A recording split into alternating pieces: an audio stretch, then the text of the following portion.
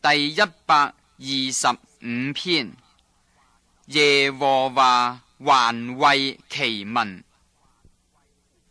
倚靠耶和華的人，好像錫安山，永不動搖。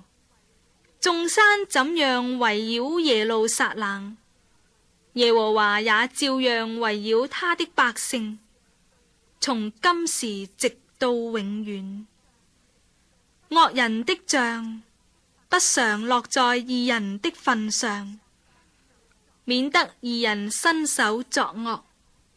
耶和華，求你善待那些為善和心裏正直的人。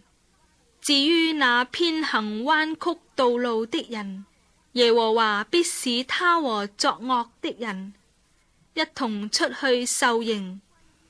願平安歸於以色列。